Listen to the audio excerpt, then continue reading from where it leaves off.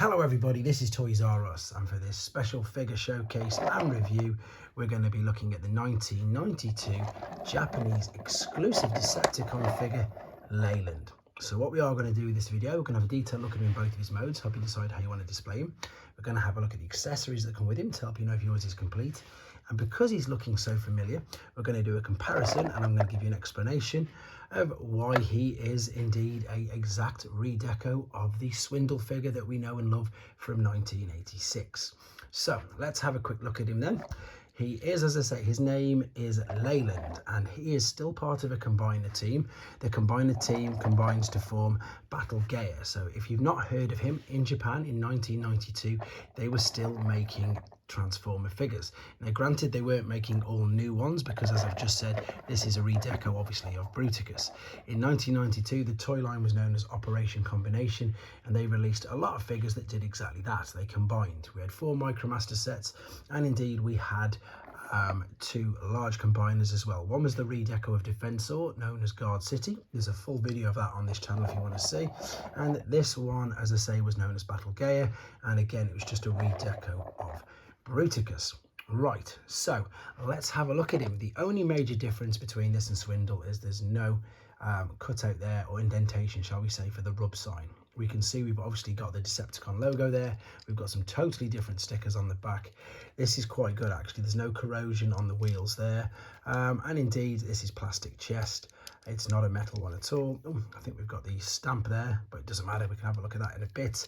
And it's just, as I say, it's just a red version of Swindle. Even the accessories are exactly the same. They're the same colour, they've got the same attachments, the same moulds. So what you can do is, of course, you can attach the small gun to the large gun, and I'm not going to push this all the way in, but it will still attach like so. There we go. So if we pop them next to each other again, you can just see, just as I say, how similar they are indeed. Right, I'm going to attempt to transform him now. Hopefully this will fit in shot. Again, apologies at the moment while I'm in the transition moving rooms. This is why I've got this battered Swindle. I've had to borrow this from my son, in honesty, because mine's just been put away in a box during the transition from room to room. So this is Swindle. Oh, and he is going to balance. And then this is Leyland. I'm just going to very quickly, in fact, I'm going to do it super slow for obvious reasons. For those of you who don't know, this figure is very, very scarce, quite hard to come by, and it's not as if I can just go and buy another one like as easy as you can do with Swindle. So I'm doing this super careful. All right, there he is in robot mode. Now again, because he's generation 1, for anybody who is a younger viewer and doesn't know much about generation 1, the articulation is minimal. We have movement in the arms, in the middle, and that is about it. Now things to be aware of is this.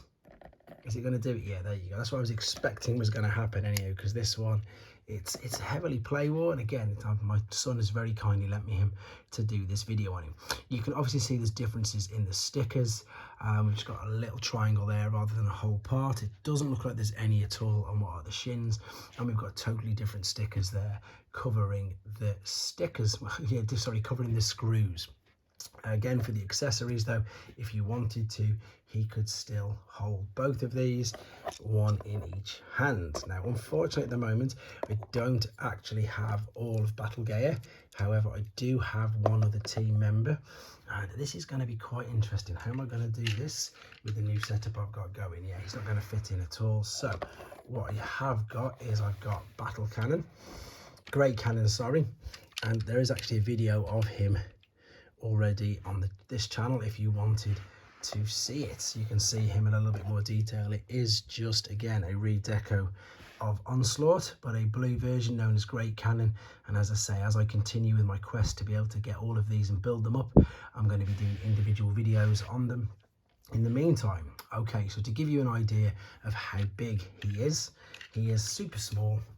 Here is one of the Micromasters that came with Victory Saber, so you can see he's not much bigger than that. With regards, again, I've just got random figures lying around. There is Crosshairs, who's a deluxe figure, and you can see he's just completely towers above him. And then this is, I think it's Eject from the Shattered Glass Blaster set. He's not much bigger than him. They seem to be all they all look red and blue, which is quite a fluke. But anyway, I just wanted to showcase this particular figure with you. As I say, it is my quest to get this completely built and be able to do a full video on them.